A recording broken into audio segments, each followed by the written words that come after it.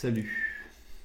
Salut, vidéo du 11 avril 2022, mais je ne parlerai pas de la présidentielle, du premier tour de la présidentielle.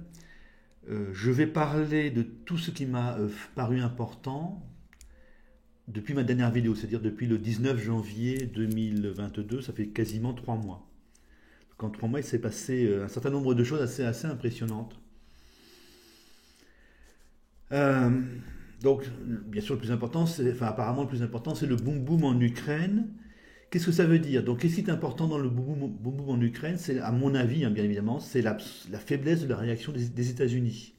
Donc, ce qui est dit là, c'est que toute grande puissance, donc probablement toute grande puissance nucléaire, peut tranquillement envahir un pays si ce pays n'est pas considéré comme essentiel par les États-Unis.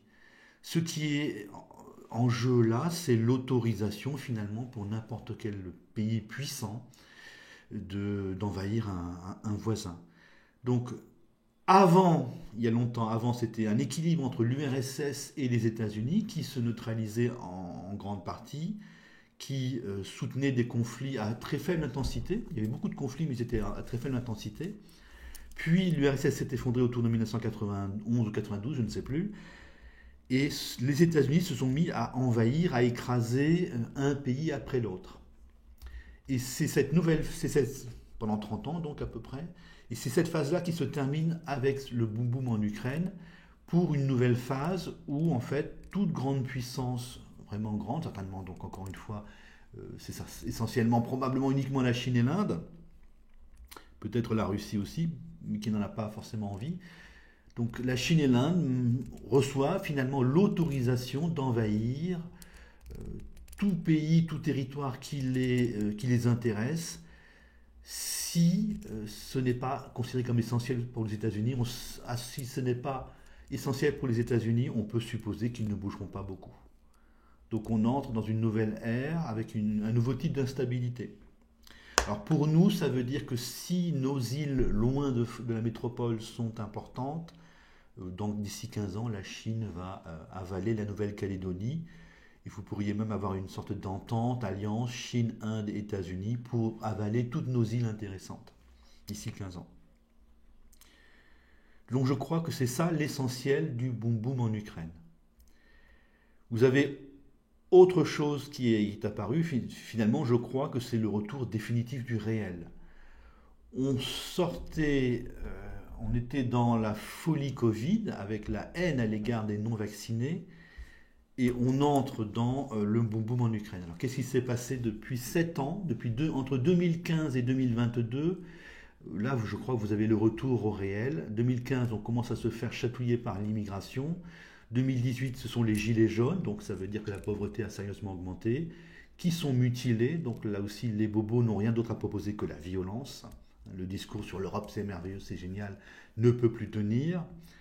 2020, une épidémie. Voilà, le monde réel existe, on n'est pas au paradis, l'Union européenne ce n'est pas le paradis, le progressisme, le libéralisme ne nous amène pas au paradis.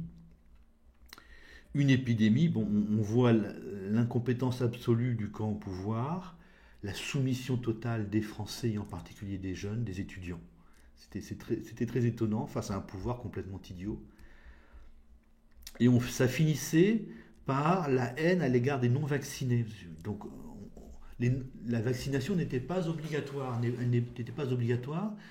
et on s'est mis à rejeter les non-vaccinés, vraiment les rejeter, leur interdire en quelque sorte toute vie sociale. Je ne sais pas si ça peut aller jusque-là, en tout cas leur interdire pas mal de choses dans le domaine du loisir au minimum, et certains d'entre eux n'avaient même plus de revenus. Ensuite, donc ça je vais en parler juste après, de ce que ça veut dire. Donc maintenant, vous avez le boom boom en Ukraine. Alors pas mal de gens, pas mal de gauchistes se disent oui, mais quand c'est la Palestine, quand c'est un autre pays lointain, on n'en parle pas. Oui, c'est comme ça. C'est comme ça. La population se sent beaucoup plus concernée quand ça touche l'Europe, ça touche l'Union européenne, et ce sont des gens comme nous, c'est la Russie. On n'a pas l'habitude. On a l'habitude que ce soit notre camp qui attaque des pays depuis 30 ans. Depuis 30 ans, il y a aussi ça. C'est, pour la première fois, c'est notre camp qui est agressé par un pays très puissant et qui recule. Donc c'est normal que ça touche beaucoup la population. Donc en 7 ans, en fait, on a assisté au retour du réel. Le discours utopique ne peut plus être entendu, ça n'est plus possible. Les cons qui vont nous dire l'Europe c'est la prospérité et la paix vont nous faire rire. Ce que l'on a vu également, ce que j'ai compris plutôt également, donc le rejet total des non-vaccinés qui respectaient la loi. Plus cette fois-ci, avec le boom boom en Ukraine, on a le rejet des Russes. On s'est mis à rejeter des Russes en France, dont des gens qui ont la nationalité française depuis 25 ans, par en plus l'intermédiaire des entreprises privées. Les banques, ou des banques, causent des problèmes à des Russes tout à fait paisibles. Et ça va vraiment très loin. Ils ont du mal à ouvrir un compte ou ils ont du mal à transférer de l'argent. C'est assez effrayant. Donc là, je me suis dit, je vous propose, j'ai compris quelque chose et je vous propose une interprétation du comportement de ce que j'appelle les gauchistes. Alors, gauchistes, ici c'est normalement le camp Mélenchon, le camp Jadot, les Verts et le camp Macron. Donc, il y a longtemps, on vomissait ce camp-là, alors ce camp-là, une partie de ce camp-là, vomissait la police et les électeurs du Rassemblement national. Puis, vous avez eu les Gilets jaunes. Donc Macron les a insultés, mais Mélenchon aussi les a insultés au début. Donc on les a insultés et mutilés, alors que ce sont simplement des gens qui manifestent parce qu'ils n'en peuvent plus. Il y a eu des déprédations, il y a eu des incendies de leur part, mais ils ont été mutilés au hasard. Ils ont été mutilés. On a un gouvernement la gauche a mutilé des gens. Vous avez eu donc l'épisode Covid, avec les non-vaccinés qui n'avaient plus de vie sociale, on leur interdisait toute vie sociale, on commençait à les haïr. Avant l'affaire d'Ukraine, l'affaire d'Ukraine a interrompu ça, mais on commençait à les haïr. Et on a supprimé leurs revenus à certains non-vaccinés, des pompiers et des infirmiers. Et maintenant l'affaire d'Ukraine, donc c'est là où j'ai compris quelque chose, enfin je pense avoir compris quelque chose de nouveau. Donc là, on se met à rejeter littéralement des Russes en France. C'est incroyable, c'est absolument incroyable. Alors comment ça se passe? Qu'est-ce que ça veut dire? Donc je vous ai dit plusieurs fois, la gauche c'est donc le sud-ouest et l'ouest qui nous ont donné les cagots et les cacous, c'est-à-dire des parias, des Bretons parias, des gens du sud-ouest parias. 1% de la population, je crois, qui était complètement paria, rejetée. Vous avez ça aujourd'hui au Japon. Aujourd'hui, ça s'appelle les burakumines. Si je dis aujourd'hui, ça veut dire que la mentalité est toujours là, en fait. Et elle est peut-être là, en Bretagne, dans le sud-ouest. Et finalement, les non-vaccinés, c'était les burakumines, c'était les cagots, les cacous d'aujourd'hui. Donc, les cagots et les cacous, c'est quoi? Quand les Bretons et les gens du Sud-Ouest n'ont aucun groupe à mépriser, aucun groupe étranger, ils se méprisent entre eux. Là, donc, la facilité de déplacement est énorme. Et donc, en plus on est au niveau national ou international même, et donc les Bretons et les gens du Sud-Ouest se mettent à haïr, à se déchaîner contre tout groupe qui les dérange. Alors quand c'est les électeurs du Rassemblement national qui sont en fait des Français qui n'en peuvent plus, donc on les diabolise, on les méprise, alors que ce sont simplement essentiellement des ouvriers qui n'en peuvent plus. C'est des précaires en fait. Puis vous avez eu ça avec les gilets jaunes, accompagnés de mutilations. Puis c'est les non-vaccinés là qui n'ont plus, dont on supprime la vie sociale. Maintenant c'est les Russes en France et on voit donc des banques leur causer des problèmes autour de leur compte en banque. Donc ce fonctionnement, nous, on a un projet, Allemagne Finance Immigration Sociétale, et tout groupe, ou toute personne, mais tout groupe qui nous dérange dans notre rêve, est simplement rejeté, et rejeté de plus en plus fort. Donc imaginez, vous voyez la tendance de plus en plus forte entre au début, électeurs du Rassemblement national, gilets jaunes, non vaccinés, russes, et demain. Donc demain, c'est des militants qui dérangent la gauche, militants identitaires, militants patriotes. Donc il est possible que demain, si vous êtes simplement quelqu'un qui dérange la gauche, ce sera ça le critère.